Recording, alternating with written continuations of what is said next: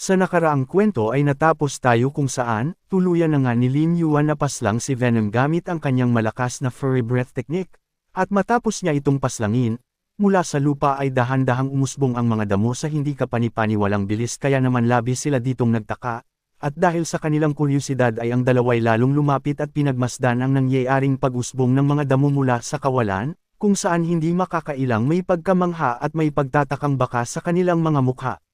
Maya-maya pa ay agad na tinawag ng ating bida si Kun para ito ay tanungin patungkol sa kung bakit mabilis na lumalaki ang mga damo. At bukod pa dyan ay napatanong din si Lin Yuan kay Kun na kung alam ba nito ang nangyayari. Matapos ni Kun malaman ang tanong ni Lin Yuan ay agad nitong binigyang linaw ang kaisipan ng ating bida. Na sa loob ng katawan ng tuko ay nakakita siya dito ng isang nabubulok na kapangyarihan na hindi nabibilang sa mundong ito, kung saan sa oras na ang enerhiya ay nagtipon, pinipigilan nito ang lahat ng nilalang na nabubuhay, kaya naman ito ang nagiging mitsa kung bakit ang mga nasa paligid nitong mga lugar ay naging kulay abo.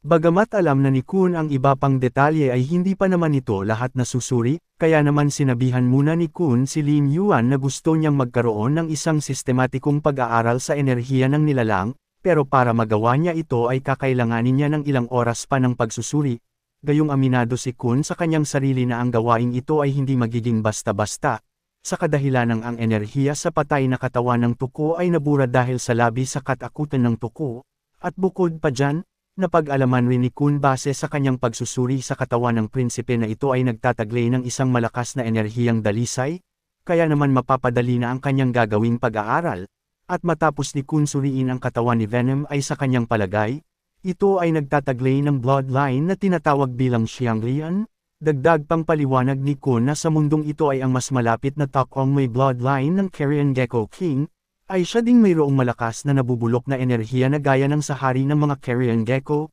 kaya naman ang mga katabi nitong lugar ay walang nabubuhay na kahit anong nilalang at gayon din sa mga damo.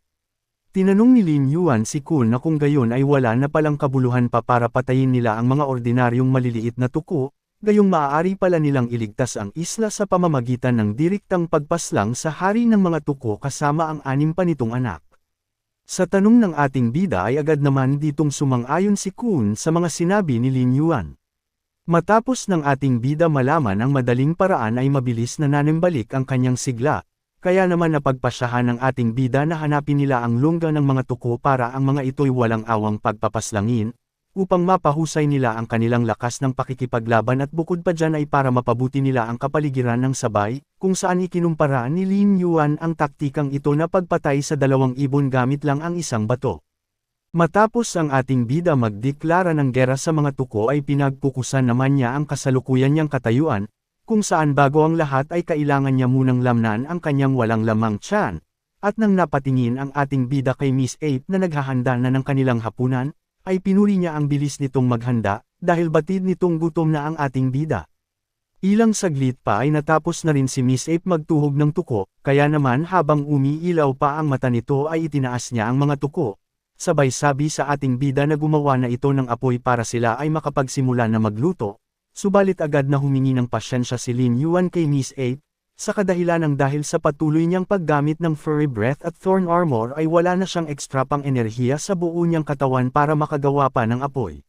Subalit gayunpaman, hindi naman ito naging hadlang para sila ay hindi makapagluto. Nakaisip ang ating bida ng ideya para sila ay makagawa ng apoy. Sa tulong ni Miss Ape ay maaari silang makagawa kaya naman sinabihan ni Lin Yuan ang babae na tuturuan niya itong gumawa ng apoy sa pamamagitan lang ng kahoy. Ngunit ipinagtaka naman ito ni Miss Ape kung ano ang mayroon sa kahoy. Maya-maya lang ay nakakuha na rin si Miss Ape ng mga materyales na gagamitin, kaya naman handang-handa na ito sa sunod na leksyon na ituturo sa kanya ng ating bida. At sa unang gagawin ay kailangan lang ni Miss Ape patuloy na kuskusin ang sanga sa kahoy para tuluyang magliyab. Matapos ng Savage Ape malaman ang gagawin, mabilis na nitong sinimulan ang paggawa ng apoy habang ang ating bida naman ay nasa kabilang gilid lang na nanunood at nagbibigay suporta kay Miss Ape. Maya-maya pa ay tuluyan nang nagliyab ang dahon na sinisindihan ni Miss Ape, kaya mabilis niya itong agad inilagay sa mas marami pang tuyong dahon, at habang inilalagay niya ito ay hindi maitatangging bakas sa muka ni Miss Ape ang labis na kasiyahan.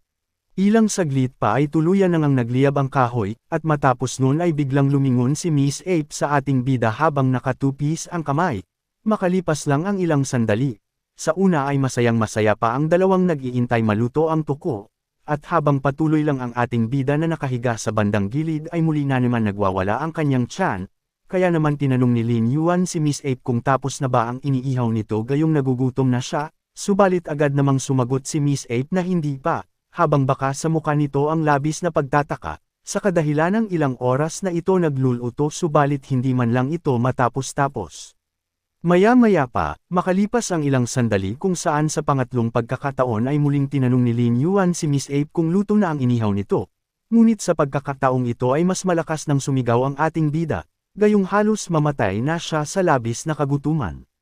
Samantala, bakas pa rin sa mukha ni Miss Ape na hindi pa rin ito luto. Kaya naman halos maghimutok na ang Savage Ape ng sobra-sobra sa galit. Sa huli ay tuluyan nang hindi napigil ni Miss Ape ang kanyang galit. Kaya naman sa galit ni Miss Ape ay ito'y labis na nagwala at itinapon niya ang tuko kasabay ang mga kahoy na may apoy. Samantala namang sa kabilang banda ay nagtaka din si Lin Yuan dahil ilang oras na itong nasa apoy subalit nananatili pa rin itong hilaw.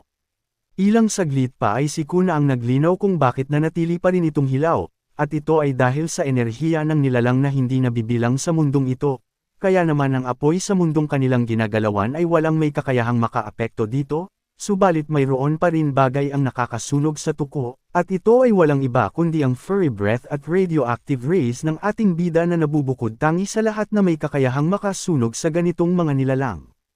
At para tuluyang mas malinawan si Lin Yuan ay pinaalala pa ni Kun ang nakaraan nitong pakikipaglaban sa mga naunang tuko. Gayong kahit gaano kalakas ang mga ito ay para sa apoy ng ating bida, ang mga nilalang na ito ay isang ordinaryong halimaw lang, kaya naman si Lin Yuan lang ang pag-asa para talunin ang lahat ng mga carrion gecko. Ang ating bida na hindi makapaniwala na siya lang ang makakapaslang sa mga tuko ay pabahagyang napalingon kay Miss Ape, sabay napaisip ito ng matindi. Gayong kaya pala kahit gaano kalakas ang mga magulang nito at ang mga nilalang pa na isinama ng magulang ni Miss Ape ay lahat sila'y namatay lang sa kamay ng hari ng mga tuko, kaya naman napatanong ang ating bida sa kanyang sarili kung ano kaya ang iisipin ni Miss Ape nang malaman nitong siya lang ang maaari sa tuko na pumaslang. Gayunpaman, sa huli ay hindi na ni Lin Yuan ito pinagtuunan pa ng pansin, sa kadahilanang kung hindi siya kakain ay paniguradong mamamatay naman siya sa labis na kagutuman. Kaya naman wala na itong iba pagpipilian pa kundi ang kumain. Maya-maya lang ay sinimulan na nga ni Lin Yuan kumain, bagamat hilaw ito ay wala naman itong magiging problema sa kanya. Gayong sa kamakailan lang naman ay ginawa na rin niya ang pagkain dito ng hilaw, at nang tangkain na nga ito ng ating bida na lunukan ay napagtanto niyang napakapangit ng lasa nito. Kaya naman halos mapasuka siya sa tindi ng lasa, at bukod pa dyan ay mayroon pang lason ang karne. Subalit gayon paman hindi naman sumuko si Lin Yuan na kainin ito, kaya muli na naman ng ating bida ito sinimulan itong kainin ng mabilis na hindi alintana ang lasa at lason, sa kadahilan ng kailangan niyang makakuha ng evolution points upang manumbalik ang buo niyang lakas, samantala namang makikita sa kabilang banda kung saan si Miss Ape nang makita si Lin Yuan na kinakain ang tuko ng padalos-dalos ay halos hindi nito makayanang panuurin si Lin Yuan na kinakain ang hilaw na tuko. Ilang saglit pa ay tumigil na rin ang ating bida sa kanyang pagkain dahil sapat ng lakas ang kanyang nakuha mula sa tuko, kaya naman agad na nitong inilabas ang kanyang furry breath para ituloy na ang kanilang naudlot na pag-iihaw. At habang abala pa ang ating bida sa pag-iihaw, makikitang sa kabilang banda naman ay abala din si Miss Ape sa kanyang malalim na iniisip patungkol sa mga nilalang na tuko, gayong saka lang niya napagtanto ang apoy lang ni Lin Yuan ang bukod tanging may kakayahang pumatay sa mga carrion gecko. Kaya naman nagpasalamat ito sa kapangyarihan ng ating bida na furry breath, at kung hindi dahil dito ay hindi man lang sila magkakaroon ng tsansa para manalo sa pakikipaglaban, at bukod pa dyan, iniisip rin ni Miss Ape kung nakatulong ba siya sa ating bida ng malaki, kaya nalungkot siya sa pag-aakalang wala siyang kwenta sa ating bida, bagamat gayon paman, sa kabilang banda ay nagtatakang napatanong si Lin Yuan kung bakit biglang nalungkot ang Savage Ape, lingid sa kaalaman ng ating bida na dahil ito sa hindi ni Miss Ape alam kung may naambag ba siya na tulong sa ating bida. Maya-maya pa, habang nagkakampang dalawa, may nilalang na dumating sa eksena, kung saan ang nilalang na ito ay tumayo sa gilid ng bangin malayo sa lokasyon ng ating bida. At ang nilalang na dumating ay walang iba kundi ang Boombird na taimtim na pinagmamasdan sina Lin Yuan at ang Ancient Savage Ape, kung saan mas lalo pa nitong pinaigting ang kanyang pagmamasid sa dalawa. Gayong labis itong nagtataka kung nagawa ba ng dalawa paslangin si Venom na labis-labis na nagpahirap sa kanya matapos niya itong kaharapin upang paslangin, bagamat sa una ay may laban pa ang Boombird kay Venom, pero ito ay nawala matapos ni Venom bigyan ang ibon ng ilang Venom bullet, kung saan ang ito ay tuluyan tamaan ng atake ni Venom, hindi na ito muling nakaulit pa, dahil sa tumalsik na ito sa di kalayuan, dahilan upang ang ibon ay matamba sa lupa at hindi na makatayo, kaya naman walang kalaban-laban itong nakikita lang ni Venom bilang isang mahinang nilalang. Matapos ng ibon harap-harapang masaksihan ang taglay-taglay ni Venom na kapangyarihan ay hindi ito naniniwalang nagawa ng ating bida itong paslangin, ngunit maya-maya pa ay biglang napalingon ang ibon sa kanyang bandang gilid, kung saan may isang nilalang ang yumuko sa harapan niya upang magbigay galang, sabay tinanong nito ang Boombird kung saan tinawag pa nitong boss ang ibon na kung kailangan na ba nilang paslangin ang ating bida, dahil ito ang magandang pagkakataon para sa kanila upang umatake, gayong sa kasalukuyan ay mahina pa ito, kaya naman walang kahirap-hirap na lang nila ito mapapaslang. Gayunpaman, mas pinili na lang ng ibon na lumipad at pabayaan ang dalawa, sa kadahilanang may kailangan pa silang ibang bagay na asikasuhin, at ito ay ang Blade Wolf na kailangan pa nilang hulihin. At habang papaalis ang Boombird ay sa kabilang banda naman ay masayang-masaya si Lin Yuan na kinakain ng tuko, at bukod pa dyan matapos ng ating bida kainin ang anak ng Carrion Gecko King ay madaming gantimpala ang nakuha nito, gaya na lang ng evolution points at isang bagong skills. Ang unang natanggap na evolution points ni Lin Yuan ay umabot sa 10,000, kasunod nun ng 9,000 evolution points, dagdag pa dyan, dahil sa unang beses pala ang ni Lin Yuan na kainin si Venom na anak ng hari ng mga Carrion Gecko, ay nabigyan ito ng kasanayang tinatawag bilang Explosive Bomb.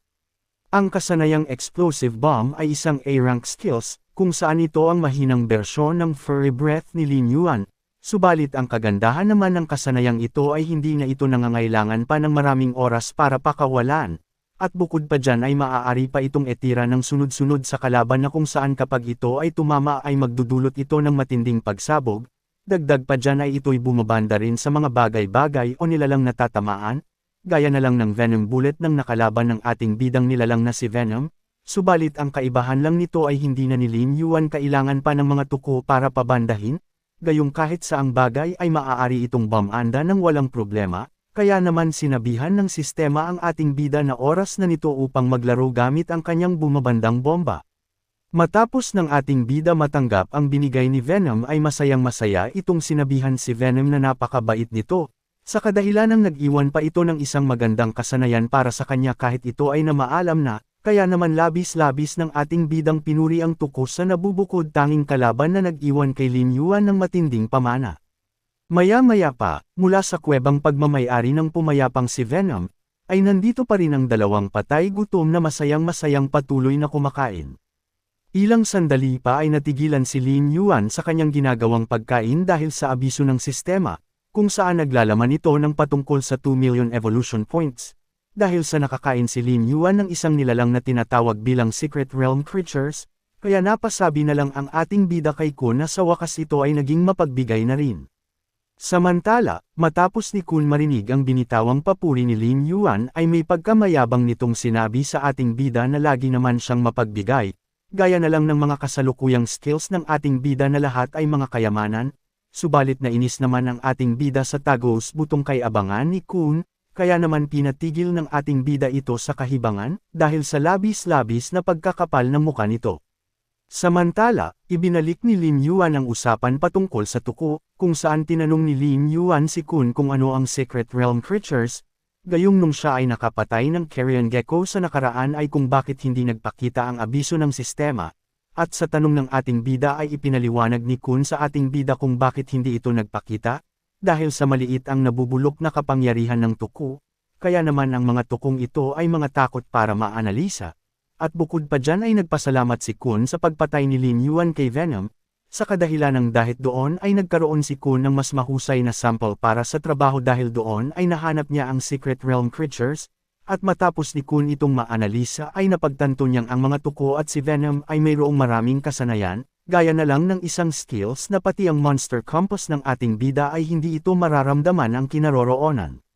Gayunpaman, hindi pa rin ni Lin Yuan alam kung ano ang tinatawag na secret realm, kaya naman hindi na ito nagpaligoy-ligoy pa at direkta nitong tinanong si Kun kung ano ang patungkol dito. Sa una ay ikinwento ni Kun ang kasaysayan ng mga lihim na nilalang sa kaharian kung saan, ayon sa alamat, noong sinaunang panahon ng mundong ito, isang malaking sakuna ang nangyari at pinaghiwalay nito ang bahagi ng espasyo at naging isang lihim na globo tulad ng isang parallel world, kaya naman binansagan nila ito bilang secret realm. At bukod pa dyan ay ang mga sinaunang nilalang na ito ay may kapangyarihang mas malakas pa kaysa sa pinakamalaking enerhiya sa mundong ito sa ngayon, at lahat sila ay itinatago sa lihim na kaharian, na bumubuo ng iba't ibang uri ng mga ekolohikal na kadena. Dagdag pa ni Kun na napag-alaman niyang totoo ang alamat kung saan ang hindi kilalang enerhiya sa loob ng katawan ng mga tuko ay mula sa lihim na kaharian, at bilang unang nilalang na lumitaw sa mundong ito na nanggaling sa ilalim ng lupa ng Abyss Island, ay siya ding ang pinagmulan ng lihim na pasukan patungo sa tinatawag na nilalang bilang Secret Realm, at matapos ng ating bidang malaman ang buong impormasyon patungkol sa maraming kayamanan sa loob ng kabilang mundo, bukod sa hindi mapapantayang enerhiya ay nagtataglay din ang mga nilalang dito ng mga pambihirang kasanayan, kaya naman labis-labis ditong nagagalak ang ating bida na halos hindi na makapag-intay pang pumasok doon at magpakasasa sa mga evolution points at gears na matataas ang kalidad. Subalit sa ngayon ay hindi pa ito ang tamang pagkakataon ni Lin Yuan para sumugod, kaya naman bago ang lahat ay pinabuksan muna ng ating bida kay Kun ang system store dahil bibili siya ng gamit, at sa hiling ng ating bida ay agad namang binuksan ni Kun ang system store, kung saan ay unti-unti itong lumaki hanggang sa tuluyan na nitong nalakihan ang ating bida. Ilang saglit pa ay ayos na ang paglaki ni Kun at inilabas na nito ang system store. Sa una ay bago bumili ang ating bida ay tinanong muna nito si Kun kung alam ba nito ang prutas na nakukuha niya kamakailan lang matapos niyang kainin yung ahas na python. Subalit sa tanong naman ng ating bida ay natawag pa itong isang hangal ni Kun, sa kadahilan ng maaari naman ng ating bida itong hanapin sa pamamagitan ng paglagay ng pangalan nito, kaya naman sinubukan na ito ng ating bida, maya-maya pa ay nahanap na rin ni Lin Yuan ang prutas na nais nitong bilhin, subalit hindi niya inaasahang maging ito ay labis na mahal, kaya naman labis ito ditong nabigla, gayong nagkakahalaga ito ng $250,000,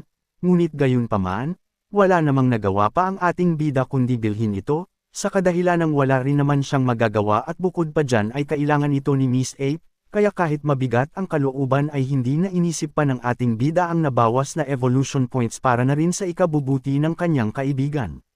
Naalala ng ating bida ang nakaraang naging pakikipaglaban ng Savage Ape sa Wolverine, kung saan mabilis lang naghilam ang sugat nito na parang walang nangyari, subalit ang mga tumamang mga venom bullets kay Miss Ape sa ngayon ay kinakain ito ng paunti-unti. Kaya naisip ng ating bida na kailangan niya itong pagalingin, at para naman sa mga sugat niya ay mabilis na itong naglaho ng parang bula. Subalit sa sitwasyon ni Miss Ape ay hindi ito gumaling sa mga natamong pinsala mula sa venom bullet, kaya kailangan talaga ni Miss Ape ng monster life fruits, at bukod pa dyan ay balak din ng ating bida na bigyan yung kalbong ibon ng prutas nang sa gayon ay tubuan naman ito ng buhok sa ulo. Maya-maya pa ay binayaran na ni Lin Yuan ang prutas nitong nabili na tinatawag bilang Monster Life Fruits na nagtataglay ng mahusay na kapangyarihan sa buhay, kung saan may kakayahan itong pagalingin ng kahit anong pinsala, maging kahit gaano pa man ito kalala o kahit ang isang nilalang na malapit ng mamatay. Walang pag-aalinlangan ni Lin Yuan agad na ibinigay kay Miss Ape ang Monster Life Fruits. Sabay sabi kay Miss Ape na kainin nito ang prutas para gumaling ang lahat ng mga pinsala nito. Ang patay gutom nating Savage Ape ay hindi na nagpatumpik-tumpik pa at masaya nitong sinalo ang Monster Life Fruits, at walang pagdadalawang isip nitong agad na kainin ang prutas. Sa kabilang banda, sa di kalayuan habang inumpisahan na ni Miss Ape isubo ang prutas ay napaisip naman si Lin Yuan sa kabilang banda kung nawalan din ba ang ibon ng mga balahibo matapos nitong makipaglaban sa mga tuko, dahilan upang mapabahin ang ibon dahil sa pagpuna ng ating bida. Maya-maya pa, makalipas lang ang ilang saglit, matapos ni Miss Ape kainin ang Monster Life Fruits ay nag-umpisa ng lumiwanag ang buo nitong katawan, sinyales na epektibo nga talaga ang prutas sa kahit anong nilalang na gaya na lang ni Miss Ape. Ilang sandali pa ay lubusan nang gumaling ang lahat ng sugat ni Miss Ape, bukod pa dyan ay nadagdagan pa ang laki nito ng ilang beses, kaya naman masayang-masaya nitong sinabi sa ating bida na gumaling na ang lahat ng kanyang sugat at ang kanyang kapangyarihan ay mas lalo pang lumakas. Dagdag pa dyan ay hindi pa ito nakontento sa ibinigay na isang prutas ng ating bida at humingi pa ito ng karagdagang prutas sa ating bida, lingid sa kaalaman ni Miss Ape na hindi ito basta-basta na lang maaaring pagpahingian, kaya pinagsabihan ito ni Lin Yuan na repolyo ba ang tingin ni Miss Ape sa prutas. Gayunpaman, habang natatawa pa ang ating bida ay hindi niya maitatanggi na mabilis na lumaki si Miss Ape matapos nitong kainin ng prutas, kaya naman masayang-masaya ang ating bida sa naging resulta, gayong sa hinaharap ay maaari niyang gamitin ang prutas upang bigyan yung kalbong ibon para makipagtawaran. Maya-maya pa biglang lumapit si Miss Ape sa ating bida, kung saan pinagtatawanan nito ang ating bida dahil sa mas nalakihan na niya ito ngayon ng ilang beses, ngunit hindi naman dito nagalit ang ating bida. Dahil maya-maya lang naman ay tuturuan na niya ito ng tamang leksyon, sa una ay sinabihan niya muna si Miss Ape na maghintay lang ito ng ilan pang sandali. Maya-maya lang, inumpisahan na nga ng ating bida ipamukha kung sino ba talaga sa kanilang dalawa ang mas malaki, na umabot pa sa puntong ginamit na ng ating bida ang kanyang natirang 1.5 milyong evolution points, kung saan binalot ng malakas na ilaw ang buong katawan ng ating bida. Kaya naman napatakip na lang si Miss Ape ng kanyang kamay para hindi siya masilaw. Maya-maya pa, makalipas lang ang ilang sandali ay tuluyan na ngang nagpakita ang bagong impormasyon ng ating bida, kung saan sa kasalukuyan ay umabot na ang taas ng ating bida ng 70 meters, bukod pa dyan ang bigat ngayon ng ating bida ay umabot na sa 700 tonelada, at dagdag pa dyan, bukod sa isang skills ng ating bida ay lahat ay walang nagbago, kung saan ang skills na nadagdag sa listahan ng mga kasanayan ni Lin Yuan ay tinatawag bilang explosive bomb, na nagtataglay ng lakas na isang A-rank. At makaraan lang ang ilang sandali ay tuluyan na ngang natapos si Lin Yuan, kaya naman halos ngayon ay tinitingala na ito ni Miss Ape sa sobrang taas, kung saan sa hindi malamang dahilan ni Miss Ape ay nagulantang ang kanyang mundo sa mabilisang paglaki ng ating bida. Ang Savage Ape na walang kaalam-alam ay gulong-gulo ang isip at halos hindi ito makapaniwala sa kanyang nasasaksihan, bukod pa dyan ay dahil sa nakaraang palusot ng ating bida na kumain siya ng maraming nilalang kaya siya biglang lumaki. Kaya naman nagtataka itong napatanong sa ating bida na bakit hindi mabilis siyang lumaki matapos lang naman niya kumain ng prutas, gayunpaman, sa isip-isip lang ng ating bida ay kahit isiwalat niya ang katotohanan patungkol sa kanyang sistema ay hindi pa rin ni Miss Ape ito maiintindihan, kaya minabuti na lang ng ating bida na itago ito.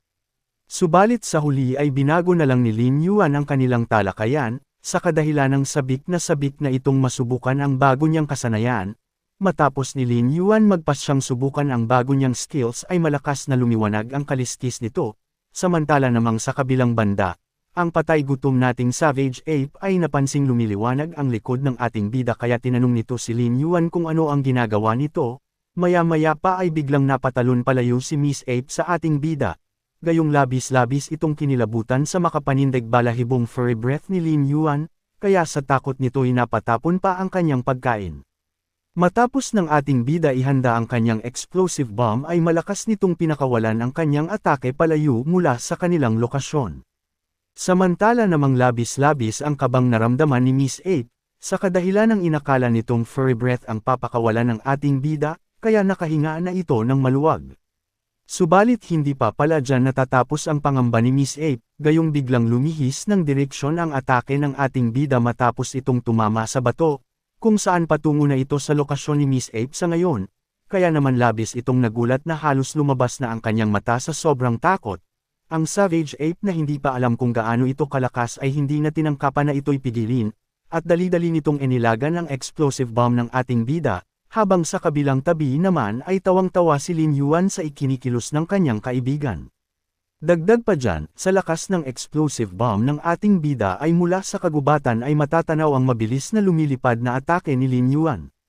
Matapos ng ating bida masaksihan ang lakas ng panibagong kasanayan ay labis itong nagagalak sa ganda ng kasanayang iyon, gayong tamang-tama lang ito para madaling makapaslang ng maraming carrion gecko gamit ang isang tira lang. Lumipat ang eksena kung saan, ang Boombird at ang tropa nito ay naglalakbay na upang hanapin ang Wolverine. Nagsisisi pa ang ibon dahil nagsayang pa siya ng oras sa pagpunta sa ating bida. Gayunpaman, napalingon ito sa kanyang bandang likuran, gayong hindi ito mapalagay sa kanyang sarili, na para bang nakakaramdam ito ng masamang maaaring mangyari sa kanya, Kaya naman ito ay pabahagyang napalingon sa kanyang bandang likudan, at nang lumingon na nga ang ibon sa kanyang likudan ay laking gulat nito nang makita niya ang isang bagay na mabilis na patungo sa kanya, at sa mga puntong ito ay inakala ng ibon na buhay pa si Venom dahil kahawig nito ang atake ni Venom, kaya naman labis-labis itong kinilabutan, at para maligtas ay dinakma ng ibon ang kanyang kasamahang walang kamalay-malay na nasa kanyang bandang gilid. At nang madampot na nga ng Boombird ang kanyang alagad ay dali-dali nitong ginawang panangga ang manok, dahilan upang bawian ito ng buhay sa nangyaring salpukan, subalit kahit nabawasan na ng alagad ang ibon ay hindi man lang ito nang hinayang, bagkus kahit papaano ay nabawasan na ang pangamba nito dahil nalaman niyang hindi ito isang Venom bullet, bagamat nalaman na ng ibon na hindi ito galing kay Venom ay hindi niya maitatangging labis pa rin itong natakot, gayong inakala niyang muling nabuhay si Venom. Samantala namang sa kabilang banda ay ang kaawang manok na tinamaan ng explosive bomb ni Lin Yuan ay buhat-buhat ng kanyang dalawang kasamahan, na tila mo ay malapit ng bawian ng buhay. Maya-maya pa, makalipas ang ilang oras sa panig ng ating bida, kung saan sumapit na ang dapit hapon subalit kakatapos lang ngayon ng dalawa kumain ng inihaw na tuko, at bukod pa dyan ay hindi pa nakuntinto si Lin Yuan sa kanilang maraming nakain, at bagkus pinadala pa ni Lin Yuan ang iba pang mga bangkay kay Miss Ape na mga inihaw nilang tuko, gayong sapat na itong supply ng pagkain sa kanilang dalawa para sa loob ng 2 araw, na masaya namang pumayag si Miss Ape sa sinabi ng ating bida. Makalipas ang 2 araw, kung saan sa kuweba ni Lin Yuan ay nandito ang ating bida at si Miss Ape na abala sa pagsasanay, at habang buhat-buhat ni Lin Yuan ang lupang ginawa nitong barbell ay sinabihan nito si Miss Ape na pagkatapos nilang magsanay, sa araw na ito ay agad na silang maghahanap ng kuta ng mga tuko, gayong nauubusan na sila ng pagkain, kaya naman ngayon ay kailangan na nilang kumilos para manghuli. Ang Savage Ape nang marinig ang sinabi ng ating bida ay labis itong nagningning ang mata, kaya agad nitong tinanong ang ating bida na kung kailan ba sila aalis, samantala, sa kabilang banda ay hindi lubos ng ating bida inasahan na ganito ang ikikilos ng kanyang kaibigan, kaya naman hindi na lang ito nakasagot sa tanong ni Miss Ape. Gayunpaman biglang natigilan ang dalawa sa kanilang pagsasanay, sa kadahilan ng may mga nilalang na napadpad sa teritoryo ng ating bida kaya napukaw ang atensyon nila sa dumating na nilalang. Ang nilalang palang dumating ay kinilala ng ating bida bilang isang mutated Quetzalcoatlus, ang nilalang na ito ay isang aka Wind Pterosaur, kung saan ang Wind Pterosaur na ito ay may bigat ng 31 tonelada, at ito ay nagtataglay din ng bigat na umaabot sa 31 talampakan. Mula sa di kalayuan ay nagtatakang napatanong ang ating bida sa kanyang sarili na kung bakit ang dalawang Wind Pterosaur ay naglalaban sa isa't isa, at sa maikling pagmamasid ni Lin Yuan ay napansin nitong kaya pala ang dalawa nagtutukaan ay dahil may nilalang na nakatayo sa likudan ng isang pterosaur, na para bang ginagawa nitong sasakyan yung manok. Lumipat ang eksena sa nakasakay na isang nilalang na kawangis ng lobo, kung saan ipinasak nito ang kanyang sandata sa katawan ng manok, kaya naman hindi ito gawang malaglag ng Wind Pterosaur mula sa kanyang likod. Bagamat maliit ang lobo kaysa sa manok ay walang katakot-takot nitong kinaharap ang dalawang manok, at bagkus matapang pa nitong nilabanan ang dalawang manok na hindi alintana ang kalamangan ng mga ito laban sa matalim na sandata ng lobo. At habang naglalaban ang misteryusong nilalang at ang Wind Pterosaur sa eri ay sa kabilang banda naman, ang ating bida at si Miss Ape ay pinagmamasdan lang ang nangyayaring kaganapan sa kanilang itaas, kung saan takang-taka ang ating bida sa kanyang nakikita, gayong inakala nitong isang rider ang nakasakay sa isang Wind Pterosaur habang hinahampas nito ng espada ang isa pang pterosaur. Bumalik ang eksena kung saan naghanda na ang lobo sa pakikipagsagupaan sa Wind Pterosaur, hindi na nagpatumpik-tumpik pa ang Wind Pterosaur at agad itong mabilis na sumugod sa misteryusong nilalang, subalit walang kahirap-hirap lang naman itong iniwasan ng nilalang sa pamamagitan ng malakas na pagtalon.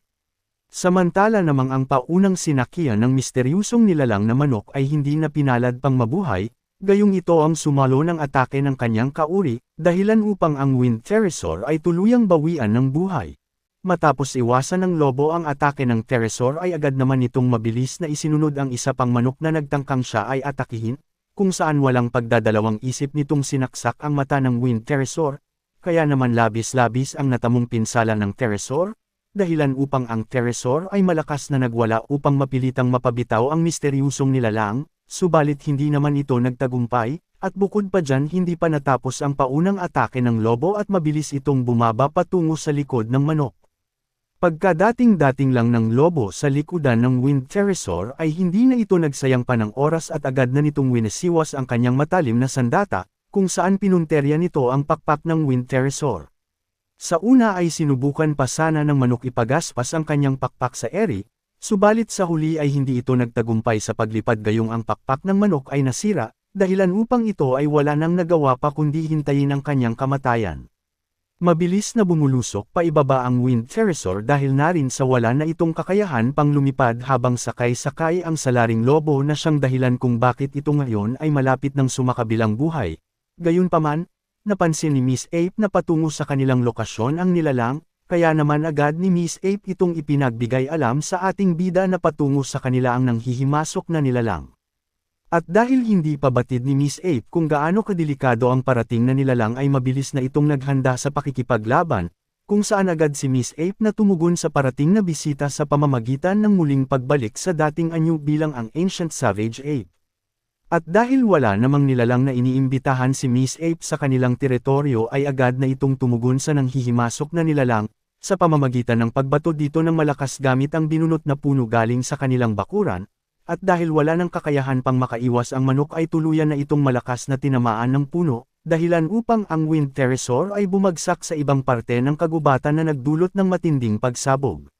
Subalit gayunpaman, hindi naman ito naging dahilan upang mapigilan ang lobo, bagkus naging daan pa ang mga puno para maging tulay ng lobo patungo sa panig ng ating bida. Maya-maya pa, makalipas lang ang ilang sandali ay tuluyan nang nakarating ang lobo sa harapan ng dalawa, kung saan mula sa usok ay lumabas dito ang buong anyo ng taong lobo na hawak-hawak ang kanyang sandatang ginamit pang paslang ng Wind Pterosaur. At sa pagdating ng misteryusong nilalang ay hindi niya inasahang dito lang pala niya matatagpuan ang ating bida, kung saan sa una ay sinuri muna nito ang dalawa, at base sa kanyang pagkakatanda ay ang nasa tabi ng ating bida ay ang babaeng unggoy. Maya-maya pa ay lumapit pa ito sa ating bida upang ito ay mas malapitang pagmasdan kung ito nga ba talaga ang nilalang na matagal na niyang hinahanap na pinangalanan pa nito ang Mariana Trench bilang Thunder Dragon.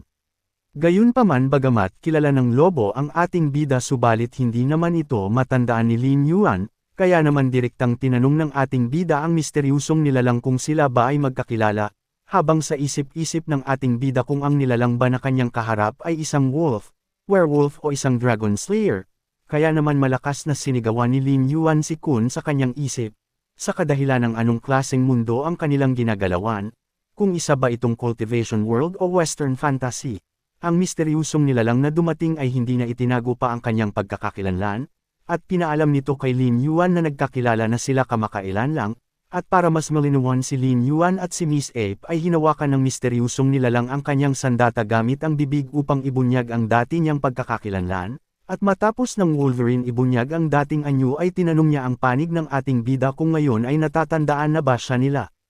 Matapos ng Wolverine ibunyag ang kanyang sarili sa dalawa, laking gulat ni Lin Yuan na ang nilalang palang kanilang kaharap ngayon ay ang kanilang nakalabang Blade Wolf na labis-labis na nagbigay pasakit sa ating bida. At bukod pa dyan ay manghang-mangha si Miss Ape sa Devil Fruits, gayong hindi lubos akalain ni Miss Ape na kahit ano pam ang nilalang ang nabubuhay sa mundong ito ay maaaring magkatawang tao.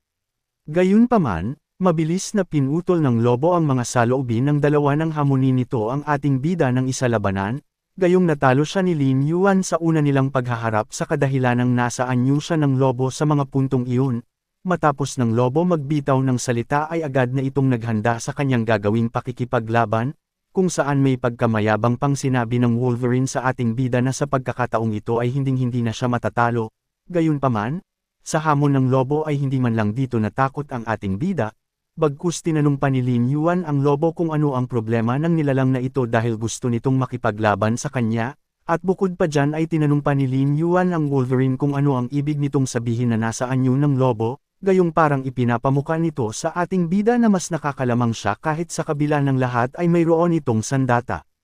Ang Wolverine na sabik makaharap si Lin Yuan ay hindi na nito inintay pa na pumayag ang ating bida sa hamon nito, na para bang kahit hindi pumayag ang ating bida ay itutuloy pa rin itong labanan si Lin Yuan. Bagamat anumang oras ay maaari nang umatake ang Wolverine sa ating bida ay nagawa pa ni Lin Yuan na bigyang babala ang lobo, kung saan sinabihan niya ang Wolverine na ang kinain nitong prutas ay hindi pa lubusang kompleto, gayong ang kasalukuyan nitong katawan bilang tao ay hindi pa masyadong matatag, dahil limitado lang ang kakayahan nito. Gayunpaman, kahit binigyan na ng ating bida ang lobo ng babala ay hindi man lang ito binigyang kahalagahan ng nilalang, bagkus tumugon lang ito sa ating bida sa pamamagitan ng isang madugong labanan.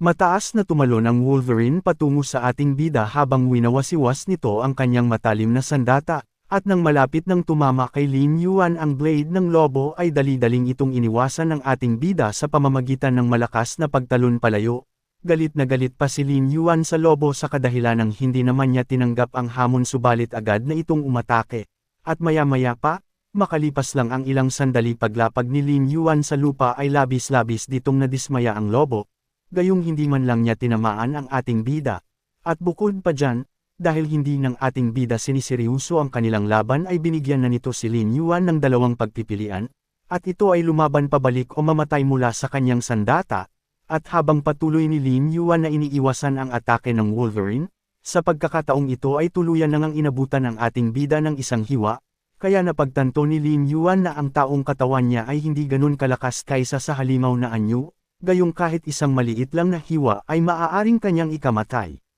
Samantala namang, nang makita ni Miss Ape na nasa panganib ang ating bida ay hindi na ito nag-alinlangan pang tulungan si Lin Yuan, at agad na itong pumagitan sa labanan sa dalawa upang sila naman ang magtuos. Abangan sa susunod, kung saan tuluyan nang magaganap ang kanilang pakikipaglaban sa Wolverine, at bukod pa dyan ay tuluyan na nga nating makikilala ang misteryosong nilalang, kung saan galit na galit ito kay Lin Yuan dahil sa lagi na lang itong nagiging balakid sa kanyang plano. Kaya naman hindi nito gawang mapatawad ang ating bida, at dagdag pa dyan ay ang misteryosong babae na ito ay maraming mga tagasunod na siyang gagamitin niya para madaling madakip ang Wolverine. Kaya naman kung nagustuhan mo ang ating kwento ay mag-like, comment, at huwag mo na rin kalimutang i-open ang iyong notification bell pagkatapos mong mag-subscribe.